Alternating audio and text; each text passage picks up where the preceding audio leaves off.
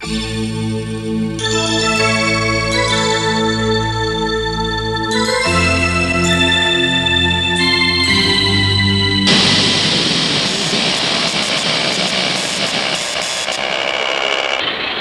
World Service. This is Radio Australia. Radio Canada International. Hello. Radio Moscow World Service is... Roger, Roy.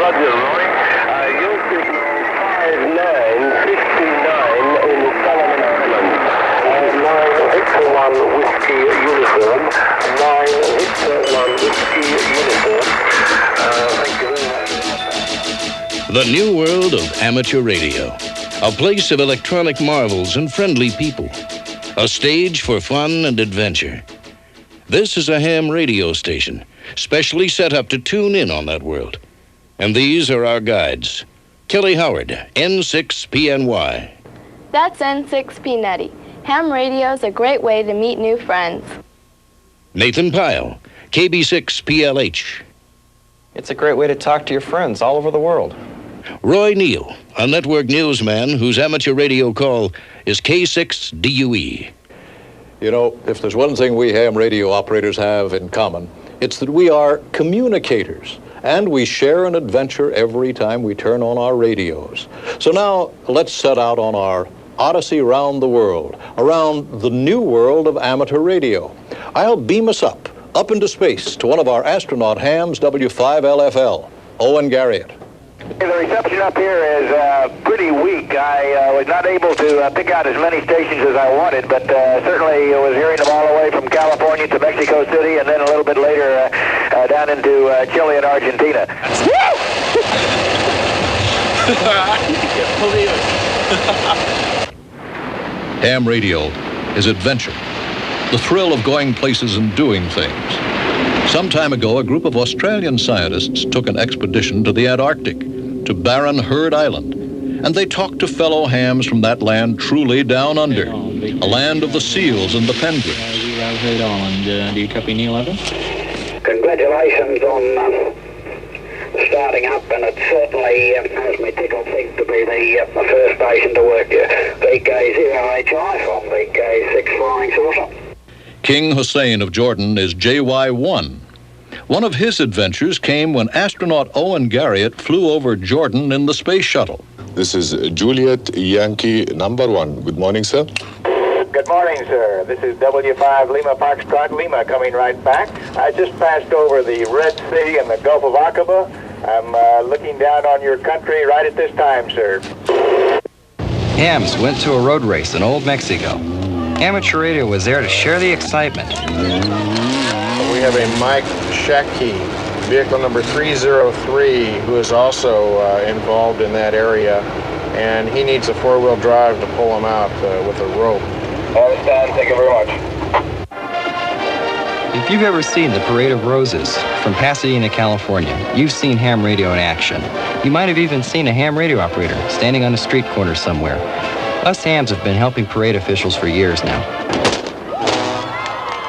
And ham radio also has helped track officials.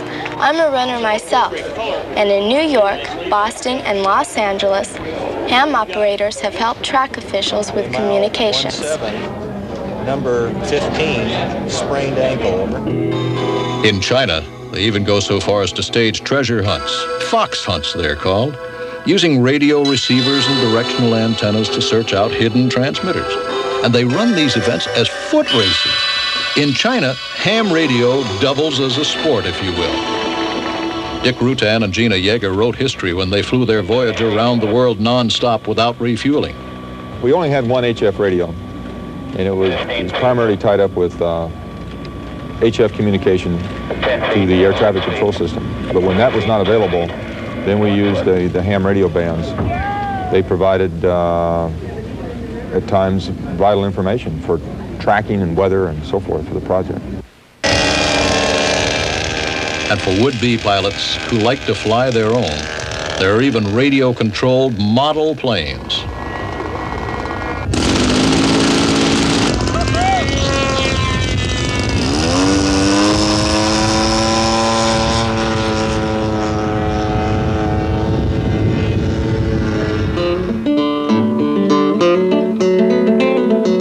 When you're on the air, you never know who you're liable to meet. For example, country and western star Chet Atkins. Hello there, I'm Chet Atkins. You probably know me as a guitarist, but I'm also an amateur radio operator. Have been for over 20 years, and my call is WA4CZD. In the new world of amateur radio, you might also hook up with the Old West and learn a few things philosophically about hams from a senior statesman, Senator Barry Goldwater, K7UGA. The hams come in all shapes and sizes. There are little hams, and some are larger, and some are even bigger than that. There are boy hams and girl hams. There are grandfathers and grandmothers too. Amateur radio operators come in all shapes and sizes, and each one is an individual. And each one has a personal set of call letters, all their very own to prove it. They belong to a very exclusive fraternity. A couple of million people all over the world are licensed to go on the air and use special frequencies to communicate. There are German hams, Japanese, Chinese, Indian. There are English hams and French ones. A great number of Americans, white ones, black ones, brown ones, and yellow ones. They come in all colors and nationalities, but they speak a common language. Some even wear funny hats, and some have funny cars. They like to congregate in conventions and in communes and out in the fields. They talk with their voices, and then they also talk with their fingers in code. Some have physical handicaps, others are athletes, but they all have one thing in common: ham radio. And all of them are communicators, sending out and exchanging thoughts in an ever-changing world. Through the magic of their radios, amateur radio operators, hams, have fun communicating. And that's what we're all about. From his big radio station in Arizona, Senator Goldwater loved to talk to faraway places. Hams call that DXing, and one of the best-known world-class DXers is Hollywood producer Dave Bell, W6AQ. When you sit down at your rig and go on the air, it's just like going fishing. You never know what you're going to catch. That's the thrill of DX. You might tune across a group from India who went to an island in the Indian Ocean and worked the world from the Laccadives. That was an organized trip to a rare location. That's what's known as a DXpedition. A group of Dutch hams got special permission to use the Radio Netherlands shortwave transmitter site in Flevoland for amateur contacts just before it went into regular international service. They ran ham equipment into those giant antennas, and all of us enjoyed the contacts.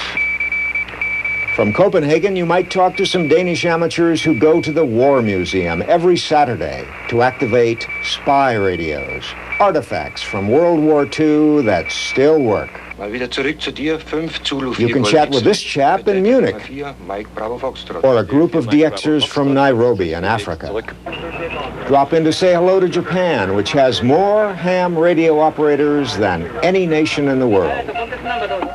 Go behind the Great Wall of China, a country that took its hams off the air for many years, but allowed them to come back on in the 80s to provide the rest of the world with a rare insight into their way of life.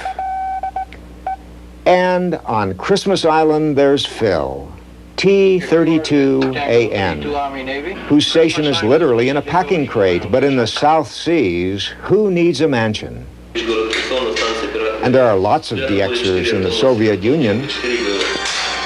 And the ultimate DX, bouncing signals off the moon, EME, Earth, Moon, Earth.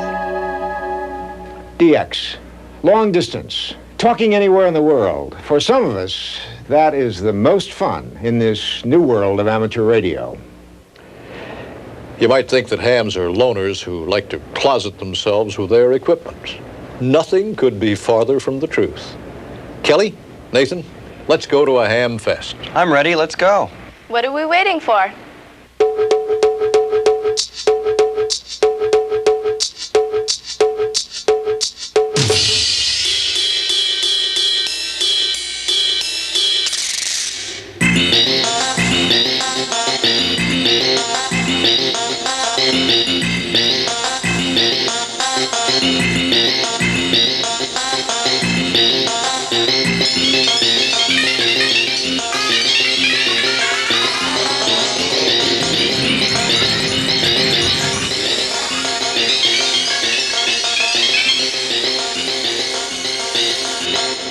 have an automatic antenna tuner, which tracks as you turn your dial, 32 tunable memories.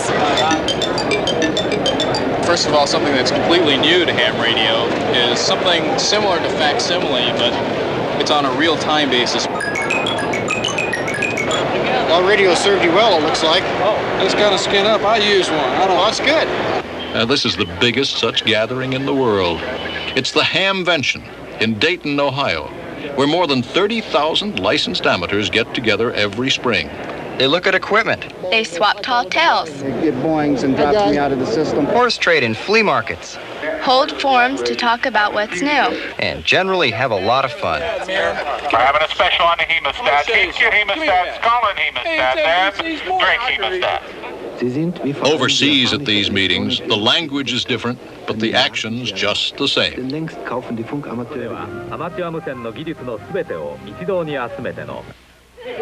Hams have clubs and hold meetings. They have projects. For example, a youth forum in San Diego. I was there. Yeah, we met Tony England, the astronaut. But the biggest event for most clubs every year is Field Day, when amateur radio operators go out, set up equipment in fields under emergency conditions, and talk.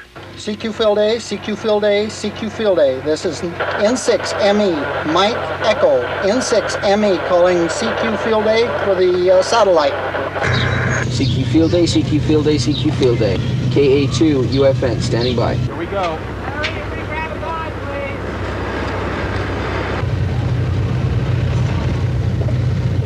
Looks good. You're 3ALA, 3ALA, QSL?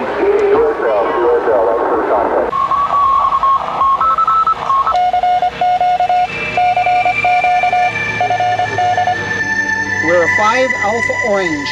5 Alpha Orange. Over.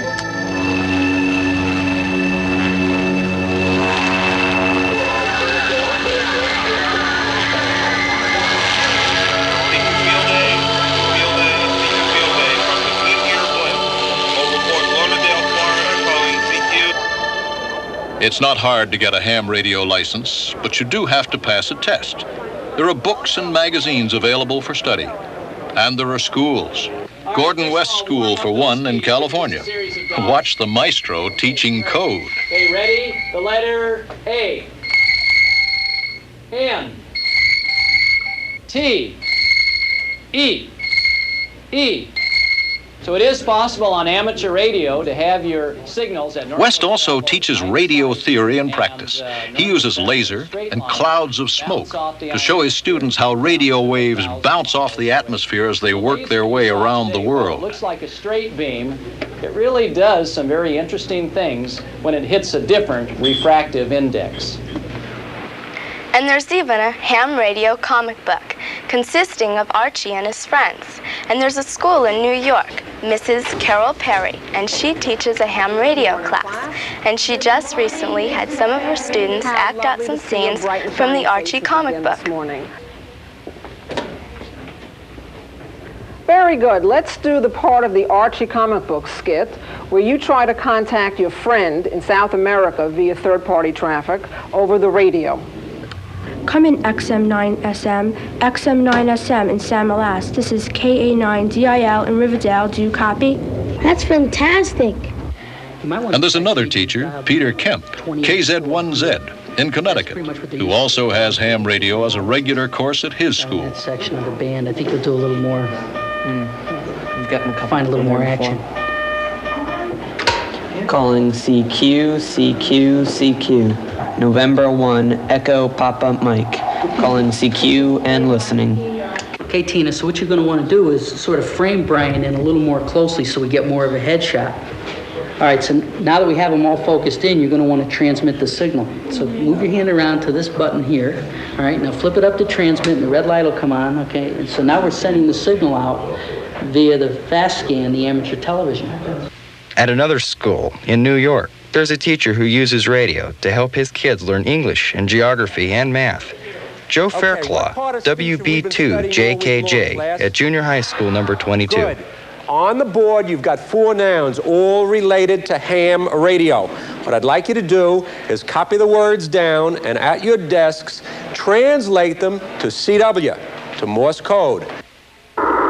Yes, I am too. There are special schools for the handicapped, the handy hams, who, more than any others, seem to benefit the most from taking part in ham radio. May an amateur station transmit a message in a secret code in order to obscure the meaning? There's a ham station in the United States Senate building. One day, by invitation, Senator John Glenn, America's first man in orbit, got on the air to explain politics by radio to science teacher Bob Waller's class in Artesia, California.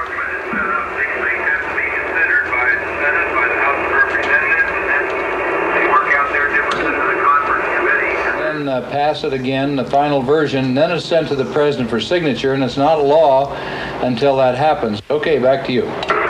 Thank you very much, Senator, and all the class would like to issue 1, 2, 3. Nathan, tell us about repeaters. We use special stations, or repeaters, that usually clubs or organizations will set up. They receive the weak signals broadcast by our handhelds and mobiles and rebroadcast them from higher locations and higher power. And then there are hams like WB2REM, who use remote bases. They use their handy talkies through microprocessors to control a big home base station. They speak with a big voice most of the time. There's practically no limit to what hams can do with their equipment and ingenuity. Amateur radio has a proud history of service in emergencies. That's a story in itself, told now by veteran newsman Douglas Edwards. When disasters strike, whether they're natural or man-made, ham radio operators are ready and able to lend a hand. Hams take pride in being able to stay on the air in the worst of circumstances, storms, floods, even earthquakes, and in being able to take their radio gear to wherever it's needed on short notice and put it on the air.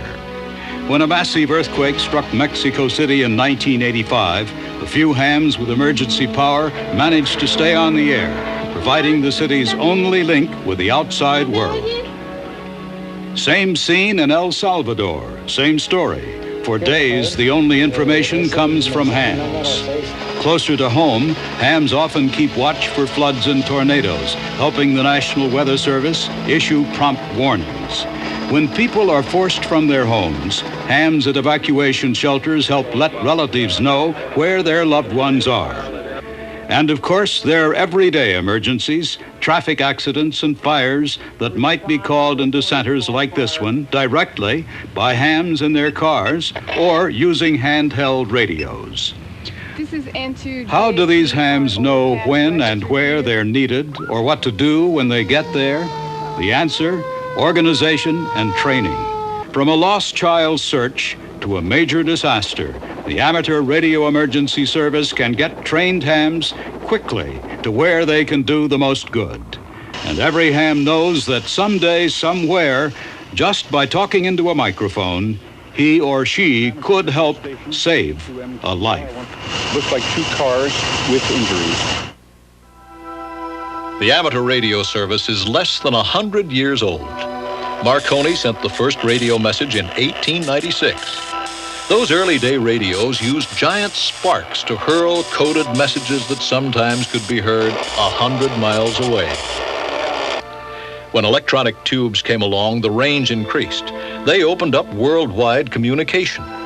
The government gave the hams all frequencies below 200 meters, and the amateurs figured out how to use them. And so, ham radio operators pioneered almost all frequencies in use today. In 1914, under the guiding genius of Hiram Percy Maxim, ham radio got itself organized, the better to handle its affairs. The American Radio Relay League, the ARRL, was founded in Connecticut. It's still there, but just look what it's become. Modern buildings and a dream of a radio station, W1AW, a focal point for organized amateur radio in America.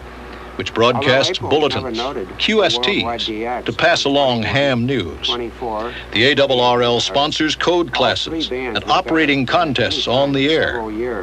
There's a modern electronics laboratory to develop and test equipment in a constantly changing field. A section devoted to handling QSL cards, those colorful souvenirs that hams exchange to verify contacts. There are publications, magazines and technical journals, and books and tapes on how to become a ham. And there's representation, a board of elected directors from all parts of the country to look after amateur affairs, including legal and legislative matters in a very complicated modern world. The League is a nonprofit membership association. It is governed by a board of directors that's elected by the membership, and its policy is made by the board of directors, and we here on the headquarters staff here in Newington are here to implement that policy and support the volunteers who do so much of the work of the League in the field. And what of the future? Well, ham radio is growing. We're approaching 2 million amateur radio operators worldwide. And the immediate challenge is going to be to network all of those amateurs together so that they can exchange messages and any other computer-based data using very simple equipment in their homes, using a network that's now under development.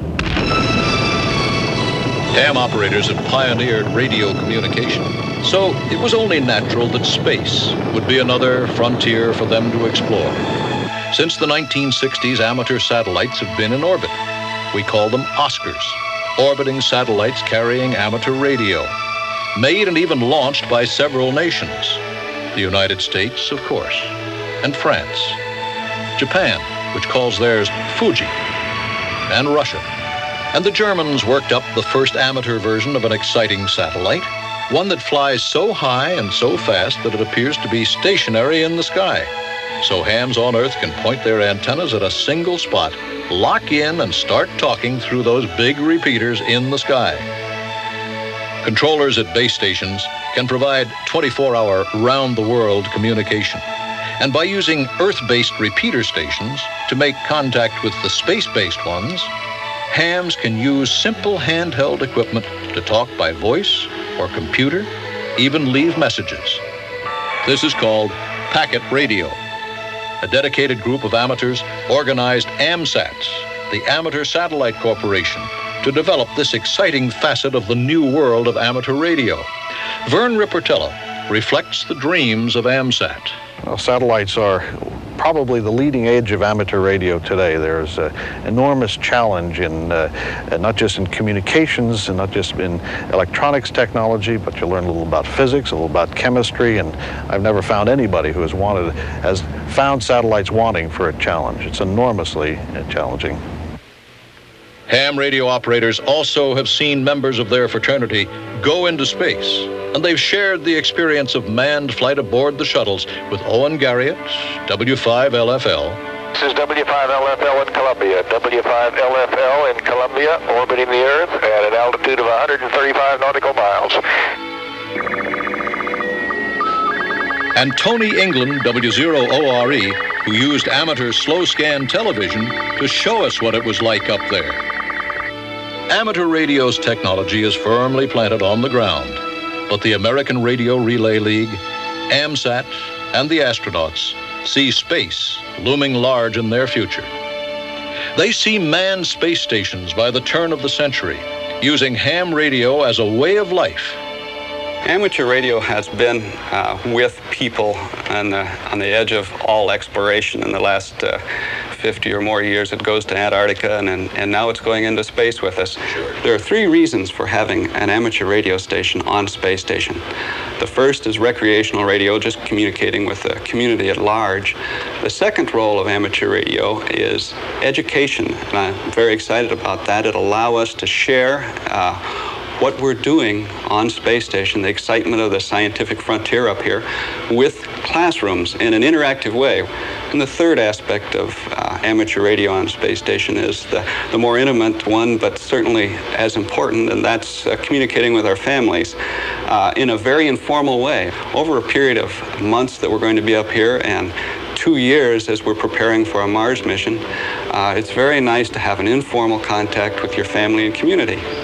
All of those three reasons make amateur radio on space station very exciting and attractive to us and attractive to NASA. To sum it all up, the new world of amateur radio really is new and getting better all the time. We hams are proud of our history and excited by the prospects of our future, a philosophy perhaps best expressed by Senator Goldwater. I have a lot of fun with it. It's meant a lot to my life, and it's a kind of a, I don't call it a hobby, it's a service. And it's a kind of a service that anybody can get into, any age, from 10 years old to 100 years old, and they'll always enjoy it.